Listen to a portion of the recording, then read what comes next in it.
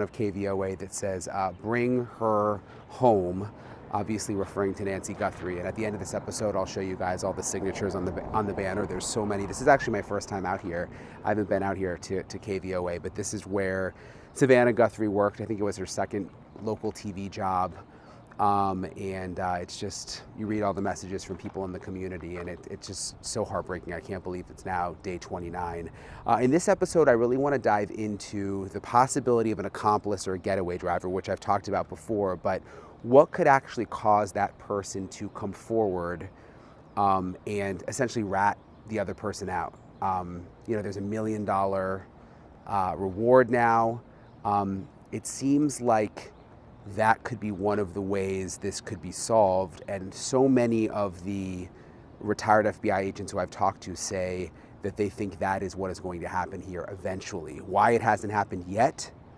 When will it happen? Could there be some kind of arrangement made so the person could get the reward and avoid jail time? That's what I'm going to get into in this episode of Brian Entin Investigates. I'm joined now by Maureen O'Connell, retired FBI special agent. Maureen, it's nice to see you. I always get sad when I don't see you very much, but I know. I think I probably haven't talked to you on here in like a week or so. I know it seems like forever. It does. I know you've been on a lot of shows, so I still see you. I just haven't talked to you. But I wanted to ask you, it's day 28 when we're recording this. A lot of people are wondering if this is going to become a cold case, Nancy Guthrie. I was just out at the house. It's just quiet. A lot of the media, everything obviously going on in the Middle East, but a lot of the media is left. What happens now? Where do you think things go from here? I don't think it's going to be a cold case. There's $1 million on the table for someone. If you're, and it's part of the human condition for all of us to be greedy. $1 million is a lot of money. That's going to change someone's world.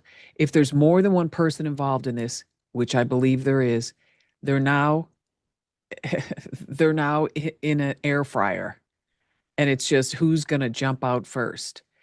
Because if we put ourselves in the minds of the perpetrators here, Brian, you're like, oh, we can't say anything. We're going to go to prison. Yeah, one person's going to go to prison, but we all know if the accomplice comes forward and gives up the guy, there's a really good chance he can get off and get $1 million.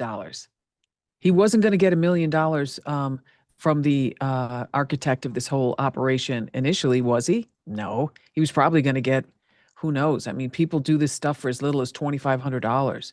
So